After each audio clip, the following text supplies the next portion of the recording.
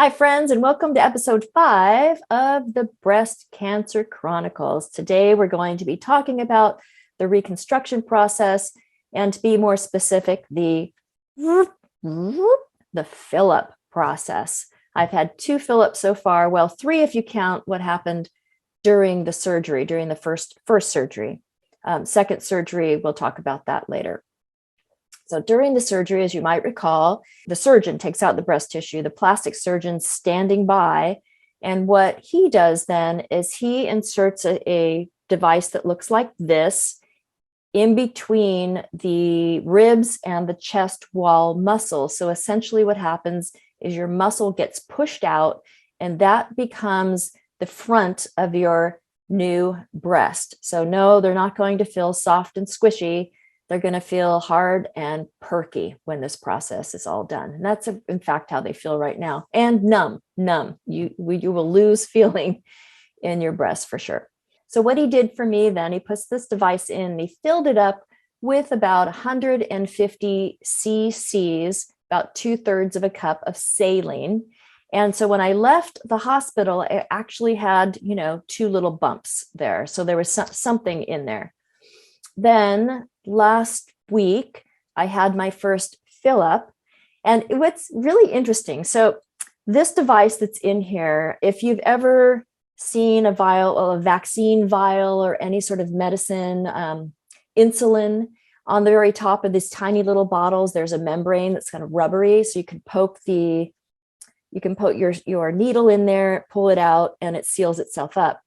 Within this device, there's a portal about this big that is made of that material.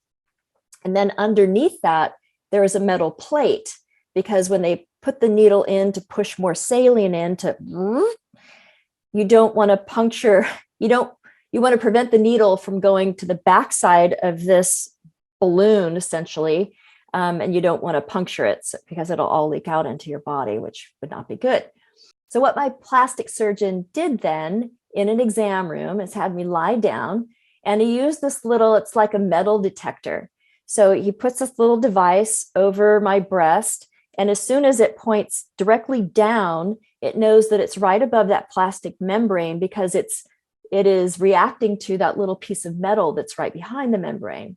So then he knows where he needs to put the syringe and put in some more saline to start building out the breasts.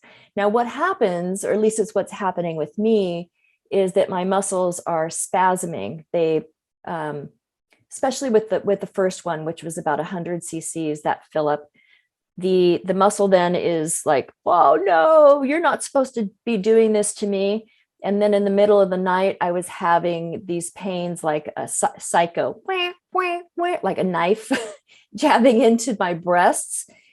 So painful that it kind of, I've never had a heart attack, but I could imagine what a heart attack feels like, where your muscle is just like, and I could hardly breathe. I couldn't move.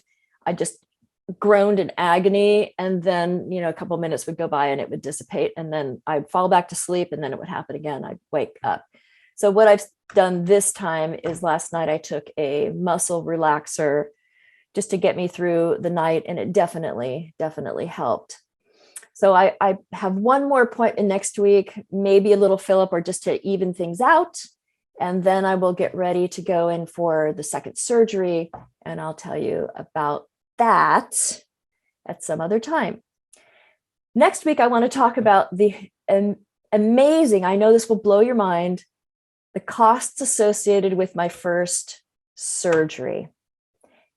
And if you have any guess what that surgery cost, what the insurance company is billed for a 3.5-hour surgery, plus I imagine all the time that that I was in the waiting area and recovery area. But I'd love to see what your guess is.